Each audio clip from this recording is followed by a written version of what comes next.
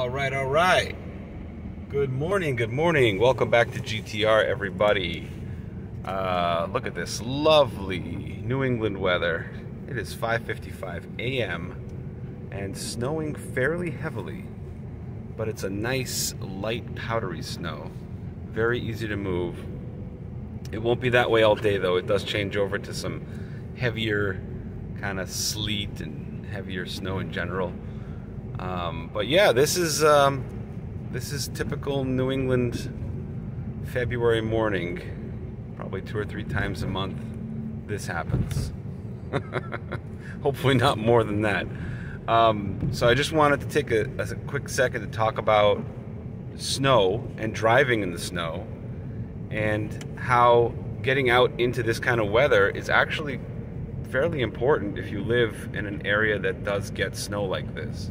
If you ever want to learn how your car reacts in this kind of crap, you need to get out in it, preferably at a time when there's not many other people on the road, and just test out your car's limits.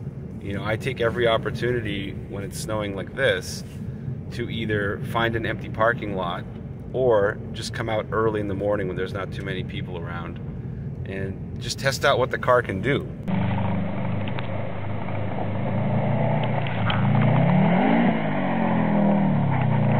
Holy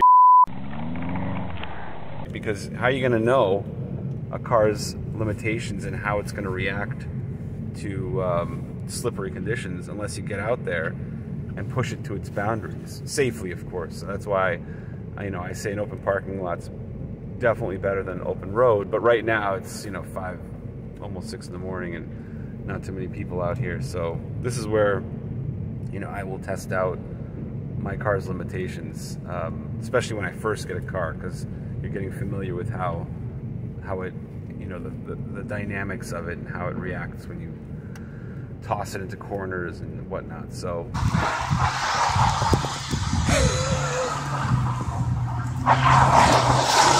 this is something I tell people all the time. I tell people, A, if you live in New England, get snow tires and use them, because they make a huge difference.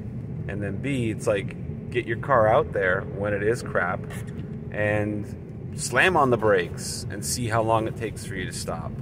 Or, try to do some slaloming, right? Taking some tight turns on this type of snow and see how the car actually takes it with your snow tires on. Just because I do this doesn't mean I'm some expert in the snow. It just means that I have that much more practice and knowing how the car is going to react in all types of weather situations, whether it be rain or snow or ice or whatever. So right now it's pretty slick. This is like a really fine powdery snow, and it's getting packed down right now in front of me, so it's creating a real thin layer of just kind of slushy ice.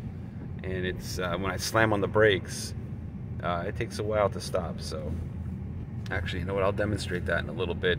Right now there's a bit too many cars around me to do that, but I will demonstrate that. Stand by. So there's a Jeep behind me that probably wants to get by. My car is fairly capable with the winter tires on, but I can't compete with a Jeep with all-wheel drive and probably has monster tires on it. So what I'm gonna do is I'm gonna pull over and let him by. All right, the Jeep has passed by, and now I will get back on the road. All right. So here's a good opportunity to test out braking distance in the snow. I'm doing about 25. And I'm gonna wait till these cars pass by. And then I shall slam on the brakes, and we shall see how long it takes to stop. And slamming. Not bad, that's not bad at all. Actually, that's better than I expected. Still a lot of slipping going on. You can see my electronic stability control lighting up there. Oh, it was a second ago.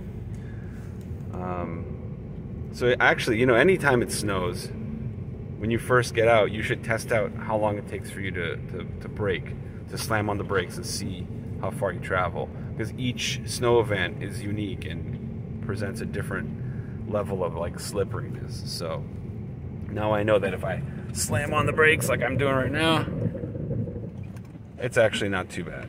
I'm getting more grip than I expected.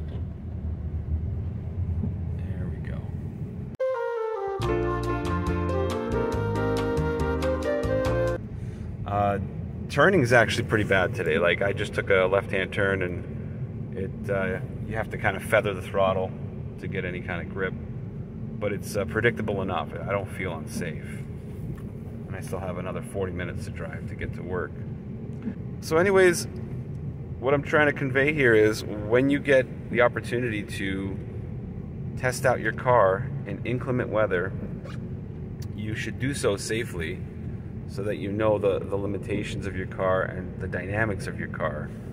And if you do that consistently, then you will be like an overall more knowledgeable driver and more in tune with your car and how it reacts to different situations. So, all right, well, that's it. Thank you for watching, and as always, buckle up, put down that phone, enjoy the drive.